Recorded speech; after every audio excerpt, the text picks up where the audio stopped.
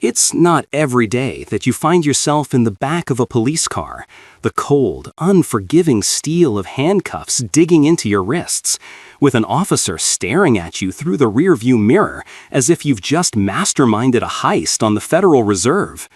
But that is precisely the surreal reality I found myself in just last night. Me, Elon Musk, sitting there in bewildered silence, trying to process the cascade of bizarre events that had led to such an impossible mix-up. The cheap air freshener dangling from the mirror, a cartoonish pine tree, seemed to mock the gravity of the situation. Before I unravel the entire, almost comical chain of events, let me ask you something, a question that I suspect will resonate with many of you. Have you ever been mistaken for someone else in a way that completely warped the world around you? Perhaps it was a minor incident in school, where a teacher wrongly blamed you for a prank pulled by another student. Or maybe it was more serious, a stranger on the street accusing you of something you couldn't possibly have done, their certainty unshakable. Share your story in the comments below. I'm genuinely curious to know how many of us have experienced one of those strange, unsettling moments where reality itself seems to twist in a way that is both profoundly unfair and darkly humorous. Here is how my descent into this Kafkaesque ordeal began. The evening was late, stretching toward midnight, and I had just wrapped up an exhaustive, mind-numbing meeting at the Tesla Gigafactory in Austin. My brain felt like a circuit board that had been fried by a power surge. My caffeine levels were plummeting to dangerously low levels, and a single primal thought echoed in my head. All right, Elon, time to find some food like a normal human being for once. The allure of a five-star restaurant held no appeal. What I craved was simplicity, authenticity, a brief escape from the structured world I inhabit. So I did what any anonymous citizen might do. I pulled on a simple dark gray hoodie, tugged the hood over my head to shield myself from the cool Texas night air, and decided to walk to a small, unassuming taco truck a few blocks away. It's a local legend, known for its perfectly seasoned al pastor and fresh cilantro. There was no security detail, no entourage, no fanfare. Just me, the quiet hum of the city, and the glorious dream of devouring 2, maybe 5, perfectly crafted tacos in blissful peace. It was a quest for normalcy, a fleeting moment of being just another guy on the street.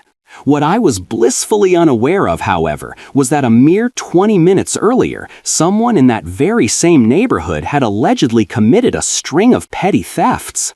The police, now canvassing the area, were operating on a description that was, to put it mildly, painfully vague. The bulletin described the suspect as a tall male, wearing a hoodie, acting suspiciously. That was it. No mention of facial features, no specific clothing details, no distinguishing marks. It was a description so broad it could have fit half the men walking down the streets of Austin that night. And apparently, in their urgency, that flimsy, threadbare description was all it took to trigger a full-blown search. That fragile thread of information was about to ensnare me in a web I never saw coming. This is the first critical lesson of the night: how easily context can be stripped away, leaving only a caricature. If you feel this point is a vital foundation for understanding what comes next, do me a favor and comment with the number 1 below. It helps me know what resonates with you all. So there I was, standing in the short line at the taco truck, the delicious aroma of grilled meat and corn tortillas filling the air. I was scrolling through some engineering schematics on my phone, half present, my mind still buzzing with calculations from the meeting.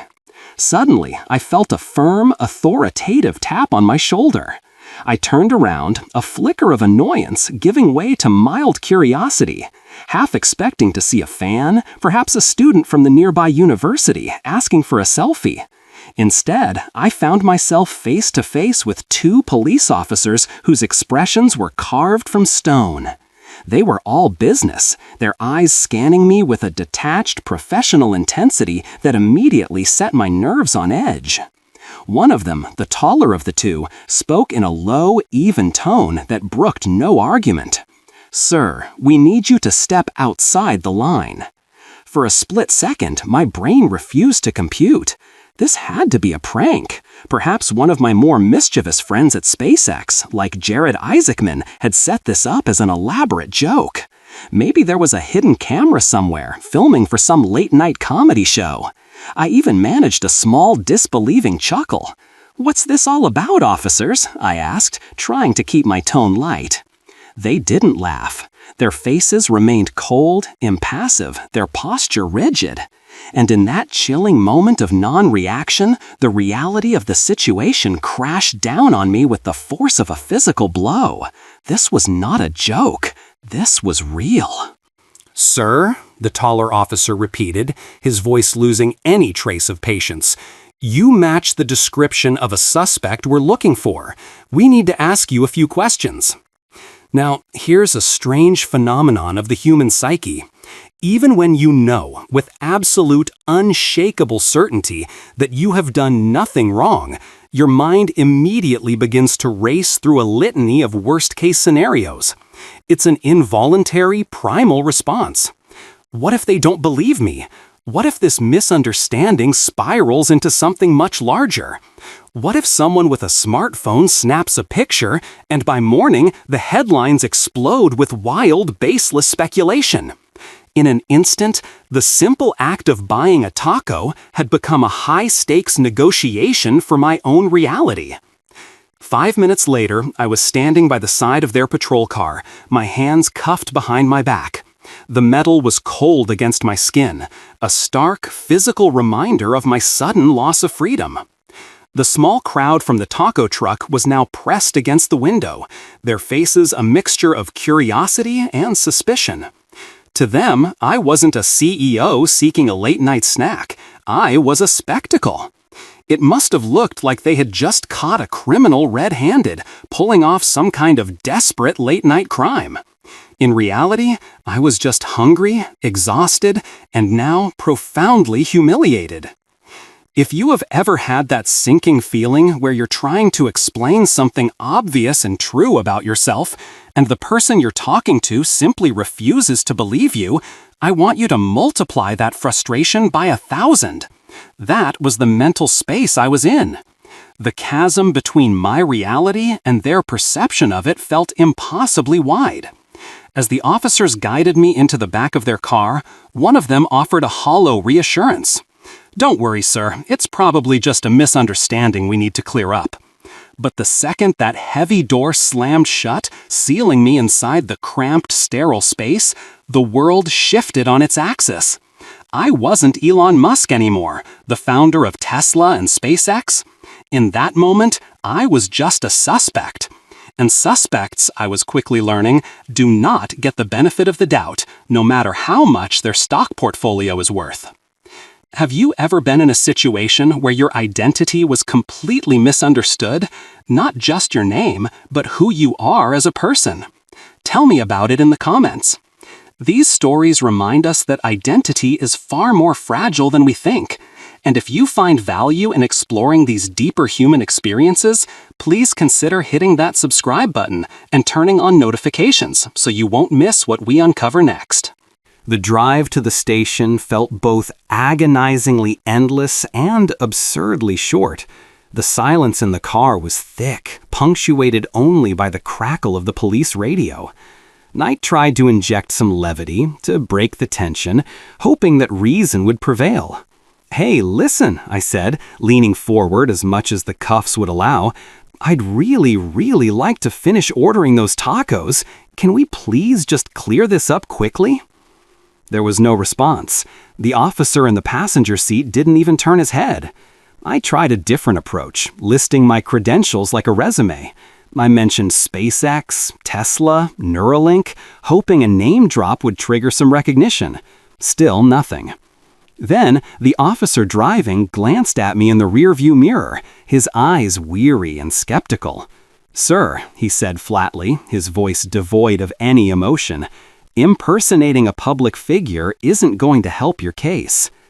That was the moment it truly dawned on me.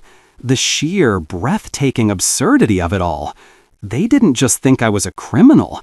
They genuinely, sincerely believed I was lying about being myself. They thought I was some random guy who had, for some inexplicable reason, decided to impersonate Elon Musk while being arrested for petty theft. The irony was so thick you could cut it with a knife. Now, just take a moment to picture this scenario. You have spent decades of your life pouring your soul into building rockets that touch the heavens, cars that run on electricity, satellites that blanket the globe with internet, and interfaces that aim to connect the human brain to computers. Your face has been on the cover of every major magazine, your voice broadcast on countless news outlets, your life story documented in books and films. And yet, in that cramped, vinyl-scented back seat, none of it mattered. The sum of my life's work, my entire public identity, had evaporated. To these two officers, I was just a tall guy in a hoodie with an unbelievable story. I had been reduced to a data point, a potential match in a flawed system. When we arrived at the precinct, things only managed to get worse. The fluorescent lights of the station hummed with a sterile, indifferent buzz. The first officer walked me through the main bullpen, his hand firmly on my arm, and announced to the room, "We've got the suspect." Heads snapped up from desks. A dozen pairs of eyes fixed on me, a mixture of professional boredom and fleeting curiosity. One young officer, probably fresh out of the academy, looked at me, squinted his eyes in concentration, and then whispered to his partner, "Hey, isn't that—" But before he could finish the thought, his more seasoned partner shook his head with a dismissive smirk. "No way. Musk doesn't walk around this part of town in a hoodie buying tacos." The logic was, in its own way, perfect. My very presence, my choice to do something so mundane, was the evidence against me. The stereotype of who Elon Musk was supposed to be was so powerful that it overrode the reality of the man standing right in front of them. I wanted to laugh, to point out the absurdity of it all, but my wrists ached from the cuffs, and the situation was rapidly spiraling beyond my control. They led me into a small, windowless interrogation room, the kind you see in every police procedural on television. It smelled faintly of stale coffee and desperation, with a metal table that had seen far too many sleepless nights. The officer sitting across from me pulled out a clipboard and began with the standard questions. His pen was poised. "Name?" he asked, his tone flat. "Elon Musk." He let out a long, theatrical sigh, a clear performance of his annoyance. "Sir, let's try this again. Your real name." I stared at him, my own patience wearing thin. "That is my real name." Another officer joined him, leaning against the doorframe with a smirk, clearly enjoying the show. "All right, buddy, if you're really Elon Musk, what's the precise launch window for the next Falcon 9 mission from Vandenberg?" For the first time that night, a genuine smile touched my lips. This was a language I understood. "October 7th, I answered without hesitation. 8:36 p.m. Pacific Time, weather permitting. The payload is a dedicated batch of Starlink satellites, part of our Gen 2 constellation." The two officers exchanged a look. It wasn't a look of recognition or belief. It was a look of suspicion. One of them scribbled a note on his clipboard. The other one muttered, just loud enough for me to hear, "He did his research." At this point, my frustration began to morph into something else entirely, a kind of detached amusement. Here I was, the supposed mastermind of a local crime spree, now being accused of being too good at impersonating myself. The situation had transcended logic and entered the realm of pure farce. Think about the mental gymnastics required to maintain their belief. It was easier for them to believe I was a dedicated con artist who had memorized obscure aerospace data than to accept the simple, unbelievable truth. If you've ever had to go to extraordinary lengths to prove something simple, smash that like button. It's a shared human experience that is as frustrating as it is universal. The hours dragged on under the relentless hum of the fluorescent light. They asked me to empty my pockets. Out came my phone, my wallet, and even a few crumpled receipts from the Tesla cafeteria.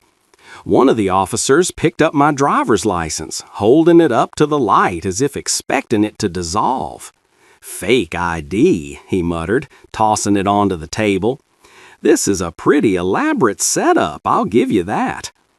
I leaned back in the hard plastic chair and laughed, perhaps a little too loudly. The sound echoed strangely in the small room.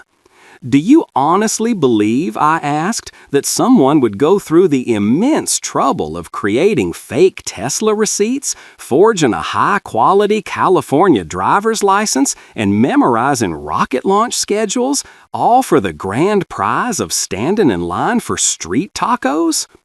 There was a long silence.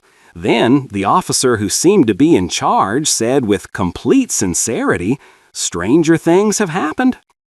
The more I insisted, the more I tried to use logic and evidence, the deeper the hole seemed to get. My reality was an inconvenient obstacle to their narrative, and they were determined to push it aside. At one point, in a moment of peak absurdity, they actually Googled my name on a desktop computer right in front of me. Dozens of photos populated the screen. Me on stage at a product launch, me standing beside a Falcon Heavy rocket, me shaking hands with world leaders. The officer leaned in close to the monitor, then looked back at me, then back at the screen. A frown creased his forehead. "Okay," he conceded grudgingly, "he looks like you. But in this day and age, how do we know these pictures aren't doctored? Deepfakes are getting pretty convincing." That was the moment I realized that no amount of factual evidence, no lifetime of achievements, no degree of public fame could override the stubborn mechanics of the human brain once it has locked itself into a state of doubt. Their belief system had built a fortress, and my truth was bouncing harmlessly off its walls. Then came the final straw, the turning point. A higher-ranking officer, maybe a captain or a lieutenant, entered the room. He had an air of authority that the others lacked. He stared at me for a long, silent moment, his eyes appraising me with a mixture of curiosity and deep-seated skepticism. "All right," he said finally, his voice a low gravel. "If you're really Elon Musk, prove it. Call someone important. You get one phone call." So I did. With my one legally allowed phone call, I dialed a number I knew by heart, a number that would end this circus. As they placed the phone on the speaker, the room fell silent. Every officer leaned in, their collective breath held in anticipation, waiting to expose the final bluff. And then, a tired but unmistakable voice crackled through the small speaker. "Elon, what in God's name did you get yourself into this time?" It was my lead counsel. The shift in the room was instantaneous and seismic. The officers exchanged panicked, wide-eyed looks. One of them even whispered, "Oh my God, it is him." Suddenly, the entire energy of the space transformed. Chairs squeaked as they straightened up. Papers were shuffled nervously. Apologies, thick and clumsy, began to tumble out of their mouths. The cuffs were quickly removed, replaced by awkward smiles and a palpable wave of nervous laughter. But even as I stood up and rubbed my sore, reddened wrists, I couldn't shake one profound and unsettling thought: how terrifyingly fragile our sense of identity truly is. Strip away the context, remove the headlines, the business suits, and the stage lights, and you're just another person, desperately trying to explain yourself to someone who has already decided not to believe you. And the strangest part? For a fleeting moment, as the cuffs fell away, I almost felt a sense of freedom. A release from the immense weight of being Elon Musk. In that small room, I had just been a guy in a hoodie again. But that feeling didn't last. By the time they escorted me out into the main station, I knew the headlines were already being written in someone's mind, and I couldn't help but wonder which version of this absurd night the world would ultimately choose to believe. The cuffs were gone, but the silence in that small interrogation room was heavier than any iron. It was the weight of a truth that had almost been erased. This moment of revelation is where the real lesson begins. It's not about the arrest, but about what happened after. If you're ready for the deeper meaning behind this bizarre night, type "Let's go" in the comments, and don't forget to subscribe to join our community of thinkers and explorers. The captain led me back to a small office, away from the prying eyes of the bullpen. One of the arresting officers, the one who had accused me of using a fake ID, brought me a cup of coffee. His hands were shaking slightly as he placed it on the table. Another one muttered, "Big fan of your work, by the way, sir," as if that could somehow paper over the last few hours of humiliation. But apologies, as I have learned many times in my life, don't undo an experience. They don't erase the memory of being disbelieved, of being reduced to a suspect, simply because the world had decided you looked like the wrong person. The captain slid a folder across the table toward me. Inside was a grainy black and white photograph, clearly a still from a security camera. I leaned in, and for a heart-stopping moment, even I froze. The man in the picture was my doppelganger. Broad shoulders, same height, even the same slightly messy hair peeking out from under a similar hoodie. It was like looking into a distorted funhouse mirror. This individual, the captain explained, tapping a finger on the photo, is wanted in connection with a series of thefts in the area. Our database flagged him as being active tonight, and according to multiple witnesses, he was last seen heading toward the very taco truck you walked into. I managed a dry, humorless laugh. "So, you're telling me you mistook me for this guy because he has the same taste in tacos and hoodies?" The officer winced. "With all due respect, sir, the resemblance is uncanny.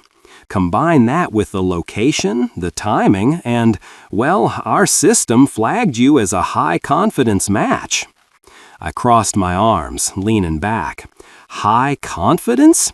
Your system thinks one of the most recognizable people on the planet is moonlighting as a local thief?" He didn't answer right away. Finally, he sighed, the weight of the night settling on his shoulders. "Our system isn't perfect," he admitted quietly. "At the end of the day, it still depends on humans interpreting the data, and sometimes humans get it wrong." In that moment, I didn't know whether to feel anger or amused. But then I realized this incident wasn't just about me. It could have happened to anyone.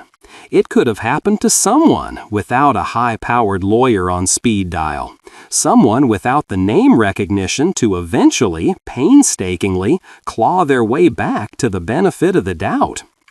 "Do you understand," I said, my voice low and steady, "that if I wasn't me, if I didn't have the resources to prove my identity beyond any shadow of a doubt, you would have processed and jailed me tonight? And tomorrow, the world would read about a thief, not the truth?" The captain nodded, his expression heavy with the gravity of my words. "Yes, sir, and we take full responsibility for that. We are profoundly sorry." It's been several days since that night, and the memory still plays out in my mind like a strange cautionary film.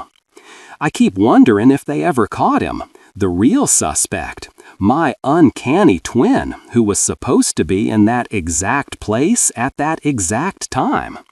I still don't have the answer. But what I do know is this: I chose not to file a complaint. I didn't call my lawyers to initiate a lawsuit.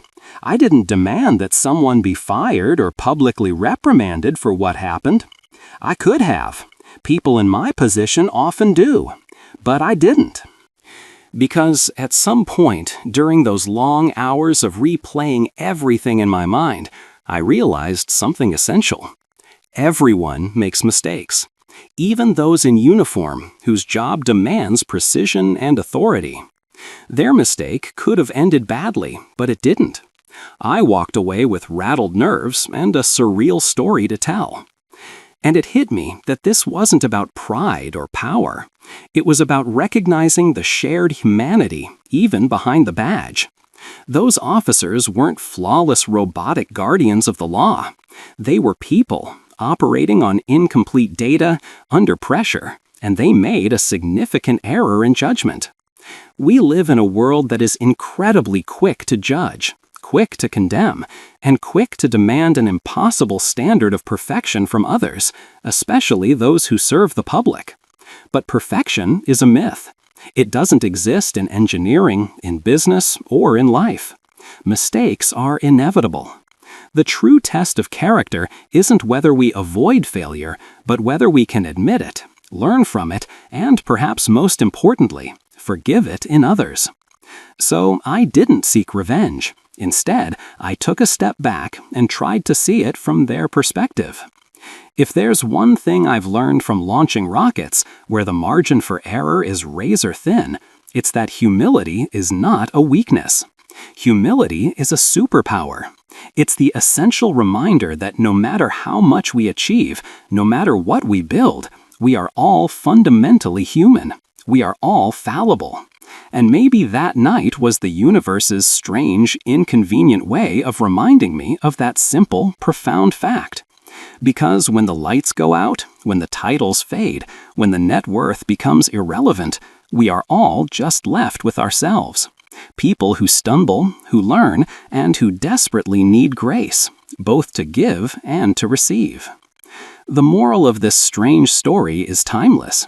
Life will always present us with challenges, misjudgments, and moments of utter confusion. Our ultimate power lies not in controlling every external event, but in choosing how we respond.